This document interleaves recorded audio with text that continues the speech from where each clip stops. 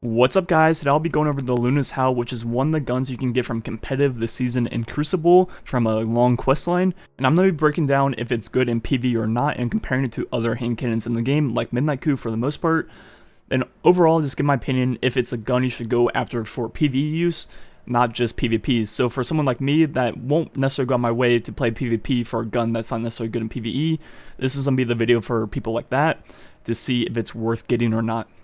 So let's go ahead and begin. So as you saw, the main perk works by hitting 2 precision shots rapidly, then you have this increased damage for a short period of time until kill or a miss. So as you see, once I get 2 precision shots back to back, I then get this like over double damage. I'm not breaking down the numbers quite yet, but over double damage for a short period of time until I either get a kill or miss. And when it says miss, that doesn't mean miss a precision shot, that means miss entirely. So you can get body shots and it will still work. It's when you completely miss the target or get a kill is when the perk leaves, and then it also drops off after a time or two. So let's start breaking down the actual damage on this gun. So first, without anything, I hit 2384 in this area. Now I'm going to go ahead and proc the perk with 2 precision shots back to back. Now I hit 5483, which is a lot more, which is actually 130% more damage or 2.3x. So a very, very big single buff. Comparing that to something like Rampage on the Midnight Coup, first, without aiming, I hit 2964. Now I'm going to go ahead and get it up to ×3 Rampage and see what that number is. So now I have ×3, go ahead and shoot again. Now I hit 4912. So that is a 65.7% buff, which is still a pretty decent chunk, but only half that of the Luna's Howl. So with both perks proc, the Luna's Howl hits 571 more per shot in this area, which is 11.6%. Now it's important to note how the perks work, so as you see when I get the perk it lasts for 4 seconds, there's actually a timer on this one on the side of the screen, and I lose it on kill or missing, so it's definitely harder to keep procced at all times, and plus once you proc it, it only stays until you get a kill, so it's not as good. Now with Rampage, as you see, I'm going to go ahead and proc it and time it. It lasts for 3.5 seconds, so half a second less than the Luna's Howl perk. But once you proc it, all you have to do is get another kill within that 3.5 seconds to re-proc the perk and then also make it ×2 ×3. Then once you're at ×3, just getting kill after kill will keep the perk procced and reset the timer every time upon kill. And it doesn't matter if you get body shot, miss, or whatever, it's very easy to keep procced at all times as long as there's enough enemies for you to kill. So Rampage is definitely a more accessible perk, but when you proc Luna's Howl perk, it results in a lot more damage. So on something like a single target where you're not going to be getting the kill very quickly and you're actually going to be using the perk for the full 4 seconds, that's where this gun really strives compared to other hand cannons in the game. So it's almost like the Malfeasance, but a legendary form, where it sets itself apart from other hand cannons at being good at single targets. So let's break down the 2 rate of fires of these weapons and try to get a damage per second stat for the guns. So the Howl took 3.129 seconds to shoot 10 shots. Now with Midnight Coup shooting 10 shots also, it's going to now take 3.622.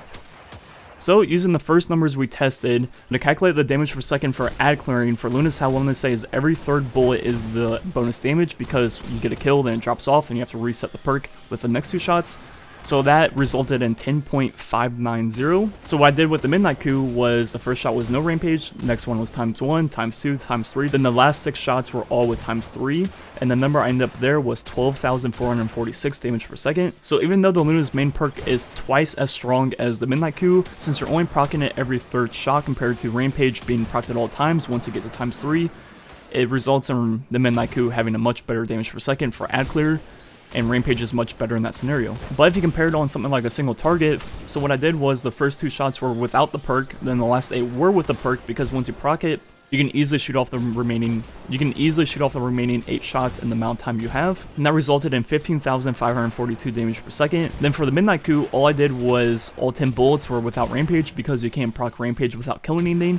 So in that scenario, the Midnight Coup does 8,183 damage per second. So on single targets, the Luna is actually very good.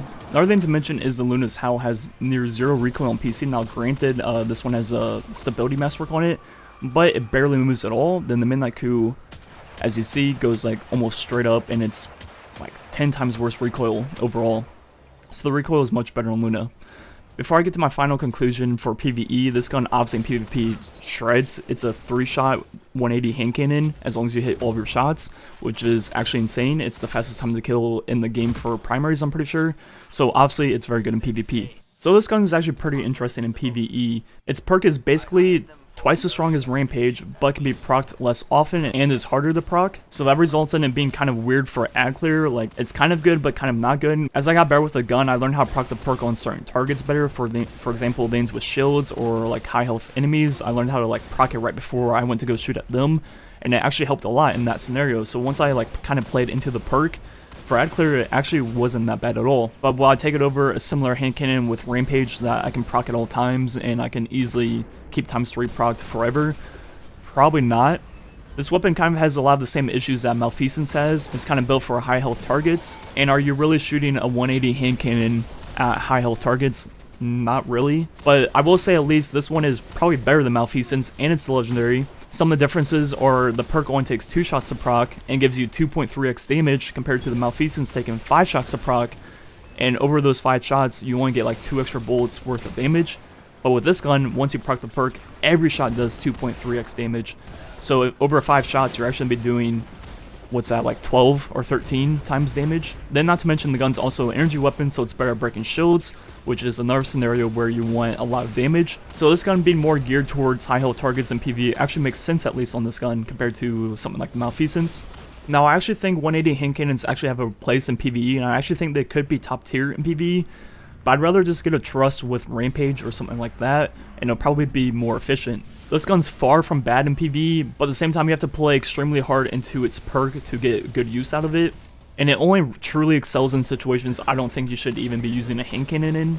So overall, I would have to say if you're going to be using a 180 hand cannon in PvE, just go with a trust with Kill Clip or Rampage or Dragonfly or something like that. I think you're going to get a lot more mileage out of a gun like that compared to this. So is this a gun you should go get for PvE? I would say probably not, unless you're a PvP player and you like playing PvP and you like playing competitive, and you're going to be doing it anyways for this gun in PvP. But if you're solely a PvE player or someone who mostly plays PvE, I wouldn't necessarily go for this gun. Anyways, like usual, let me know what you think about this gun, if you have it, or if you do not have it, what you think about the gun based on this video, and whether you're going to go for it or not in the future. Anyways, thanks for watching. Catch you guys next time.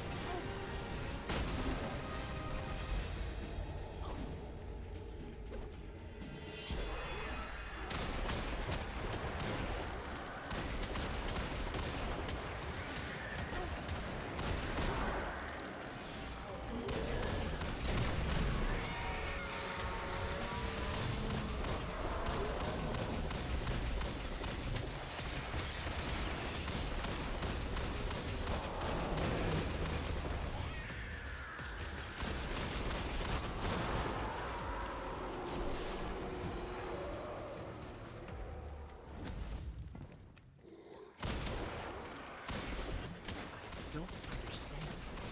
That guardian should be right around here.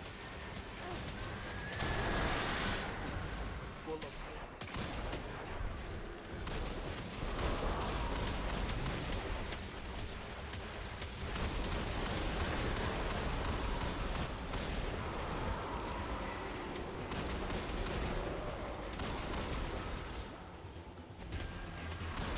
Eagle 3 here.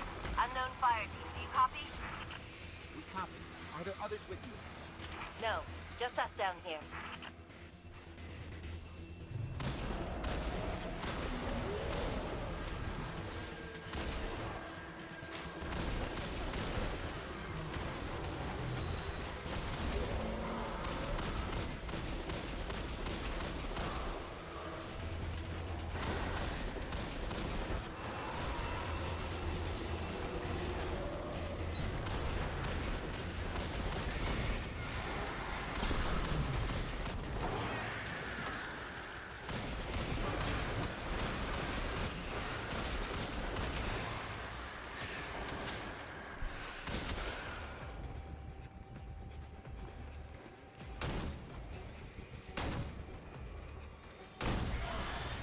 This ends here.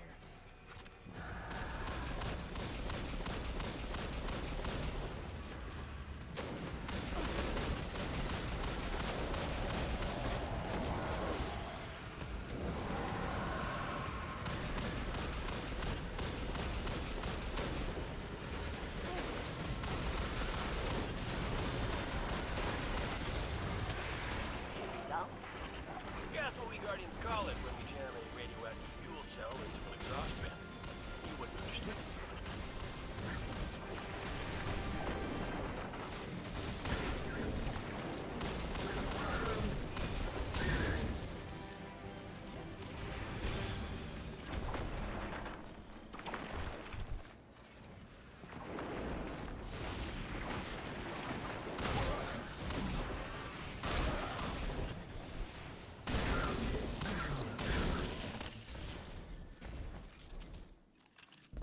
Still haven't been able to track down Zod.